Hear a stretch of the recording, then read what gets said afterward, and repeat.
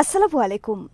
পাকিস্তানে বিমান হামলা ভারতের ৩টি রেফাল সহ ভারতের ৫ যুদ্ধ বিমান বিধ্বস্ত। যে কোনো সময়ে ভারতের বিরুদ্ধে পাল্টা হামলা পাকিস্তানের বিরুদ্ধে ভারতের হামলাকে লজ্জাজনক হিসেবে আখ্যায়িত ডোনাল্ড ট্রাম্পের ৪ দিনের সফরে মস্কোয় চীনের প্রেসিডেন্ট শি জিনপিং। ইয়েমেনের হুথি আর্মির সাথে যুদ্ধবিরতি ঘোষণা যুক্তরাষ্ট্রের। বিডিভিউস এন্টারটেইনমেন্টে স্বাগত জানাচ্ছি আমি ফাহাদিয়া মিতো। আজ জানাবো প্রতিরক্ষা সংক্রান্ত গুরুত্বপূর্ণ কিছু খবর। পাকিস্তানে বিমান হামলা চালিয়েছে ভারত।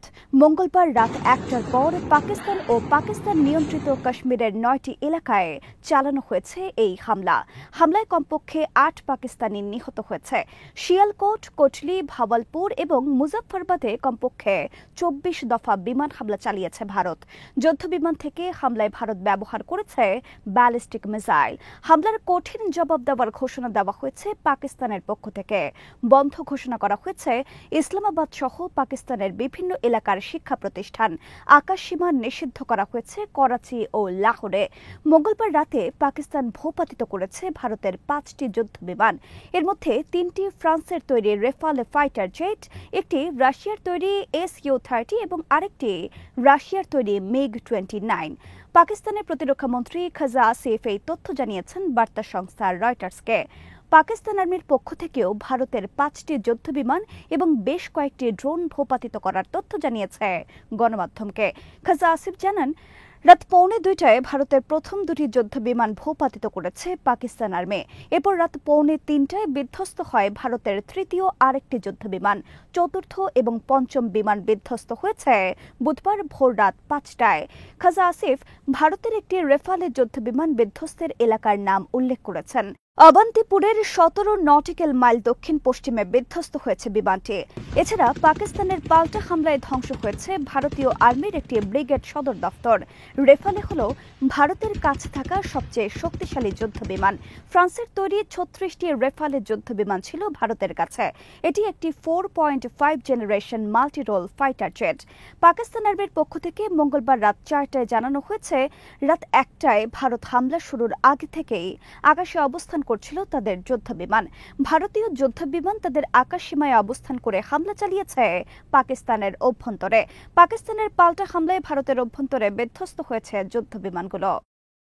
মঙ্গলবার রাতে হামলা বিষয়ে ভারতের পক্ষ থেকে বলা হয়েছে, পাকিস্তানের বিভিন্ন জঙ্গি আস্তানায় হামলা চালানো হয়েছে। তবে পাকিস্তান ভারতের দাবিকে সম্পূর্ণ মিথ্যা হিসেবে আখ্যায়িত করেছে। ভারত মঙ্গলবার যেসব এলাকায় হামলা চালায় সেসব এলাকাকে ভারত আগেই ভারত বিরোধী জঙ্গি ঘাঁটি হিসেবে আখ্যায়িত করে। পাকিস্তানের বিভিন্ন এলাকাকে ভারত বিরোধী জঙ্গি আস্তানা হিসেবে আখ্যায়িত করার পর পাকিস্তানের পক্ষ থেকে আন্তর্জাতিক সম্প্রদায়কে আহ্বান জানানো হয়েছিল ওইসব এলাকা পরিদর্শন করে ভারতের দাবির সত্য মিথ্যা যাচাইয়ের জন্য। কিন্তু তার আগেই ভারত হামলা পরিচালনা করল তাদের দাবিকৃত কথিত জঙ্গি ঘাঁটিতে।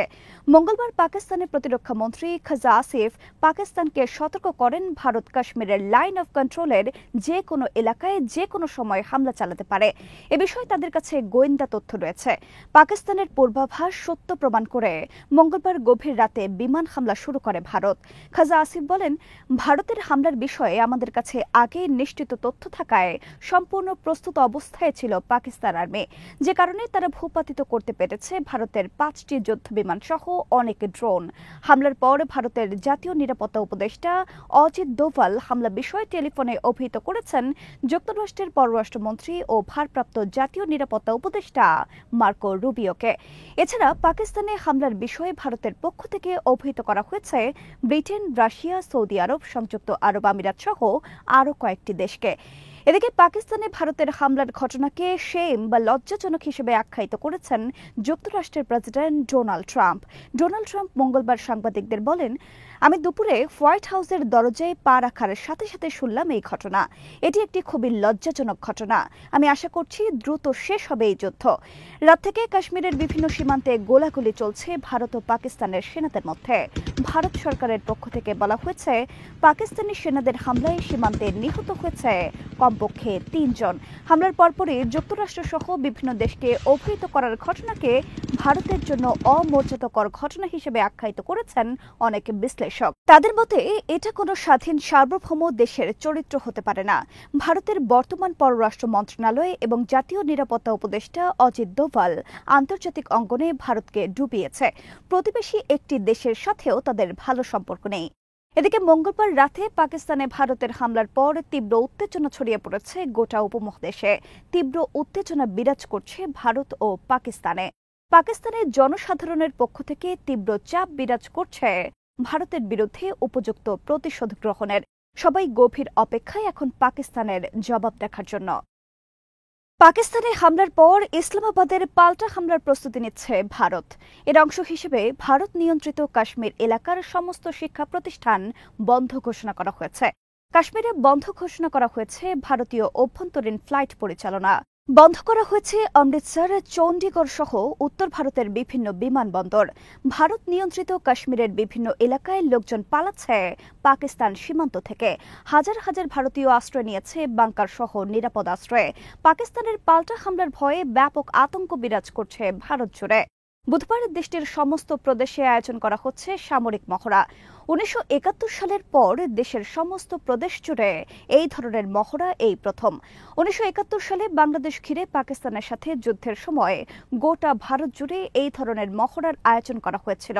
মঙ্গলবার গভীর রাতে পাকিস্তানে ভারতের হামলায় বিস্ময় প্রকাশ করেছেন অনেক সামরিক বিশ্লেষক। বিবিসির এক বিশ্লেষণে বলা হয়েছে, 22 এপ্রিল কাশ্মীরে হামলার ঘটনায় ভারতের পক্ষ থেকে পাকিস্তানকে দায়ী করে যুদ্ধ প্রস্তুতি শুরু করে ভারত। কিন্তু সত্যি সত্যি ভারত পাকিস্তানের বিরুদ্ধে হামলা পরিচালনা করবে এটা ভাবতে পারেননি অনেকে। 22 এপ্রিল কাশ্মীরের পেহেলগামে বন্দুকধারীদের হামলায় 22 পর্যটক নিহতের ঘটনাকে কোনো প্রমাণ ছাড়াই ভারত পাকিস্তানকে দায়ী করে। এভাবে কোনো প্রমাণ ছাড়া একতরফাভাবে পাকিস্তানকে দায়ী করে দেশটির বিরুদ্ধে সামরিক হামলাকে বিস্ময়কর ঘটনা হিসেবে দেখছেন অনেকে। পাকিস্তানে ভারতের হামলাকে মোদির ঘৃণ্য হিন্দুত্ববাদী রাজনীতির অংশ হিসেবে দেখছেন অনেকে। মঙ্গলবার পাকিস্তানের বেলুচিস্তানে জঙ্গি হামলায় নিহত হয়েছে কমপক্ষে 9 পাকিস্তানি সেনা। পাকিস্তান আর্মির পক্ষ থেকে বলা হয়েছে, বেলুচিস্তানের মঙ্গলবারের হামলার পেছনে রয়েছে ভারত। তারা পাকিস্তানের জঙ্গিদের ব্যবহার করে প্রক্সি যুদ্ধ পরিচালনা করছে। পুতিনের আমন্ত্রণে 4 দিনের সফরে বুধবার মস্কো পৌঁছেছেন চীনের প্রেসিডেন্ট শি জিনপিং। 9 মে রাশিয়ার বিজয় দিবসের প্যারেড অনুষ্ঠানে যোগ দেবেন শি জিনপিং। দ্বিতীয় বিশ্বযুদ্ধে জার্মানির বিরুদ্ধে বিজয়ের উৎসব পালন উপলক্ষে প্রতি বছর 9 মে রেড স্কোয়ারে প্যারেড অনুষ্ঠানের আয়োজন করে রাশিয়া। চীনের বিরুদ্ধে যুক্তরাষ্ট্রের সর্বাত্মক বাণিজ্য যুদ্ধের প্রেক্ষাপটে শি জিনপিং এর 4 দিনের মস্কো সফরকে তাৎপর্যপূর্ণ হিসেবে দেখছেন বিশেষজ্ঞরা। এদিকে যুক্তরাষ্ট্রের প্রেসিডেন্ট ডোনাল্ড ট্রাম্প মঙ্গলবার ঘোষণা দিয়েছেন ইয়েমেনে হামলা বন্ধের।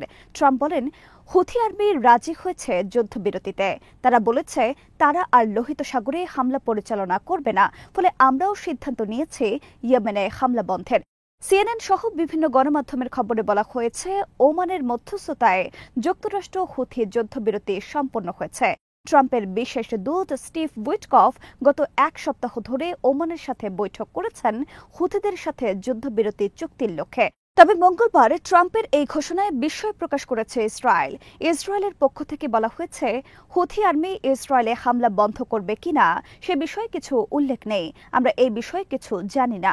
সম্প্রতি হুথি আর্মি ইসরায়েলে হাইপারসনিক মিসাইল আক্রমণ এবং লোহিত সাগরে যুক্তরাষ্ট্রের বিমানবাহী রণতরীতে হামলার ঘটনায় ভড়কে যায় যুক্তরাষ্ট্র। হুথির হামলায় বিমানবাহী রণতরীতে বড় ধরনের দুর্ঘটনা এড়াতে হ্যারি এস ট্রুম্যান নামক বিমানবাহী রণতরী যুক্তরাষ্ট্র লোহিত সাগর থেকে সুয়েজ খালের দিকে সরিয়ে নিতে বাধ্য হয়। যুক্তরাষ্ট্র মনে করছে হুথি আর্মির কাছে শক্তিশালী মিসাইল রয়েছে, আর এই মিসাইল তাদের দিয়েছে ইরান। আজ এখানে শেষ করছি। সমরাষ্ট্র, প্রতিরক্ষা ও কূটনীতির নানা তথ্য জানতে চোখ রাখুন বিডিফিউজ ইনফোটেনমেন্টে। চ্যানেলটি ভালো লাগলে সাবস্ক্রাইব করুন, সংযুক্ত থাকুন আমাদের ফেসবুক পেজে। আল্লাহ হাফেজ।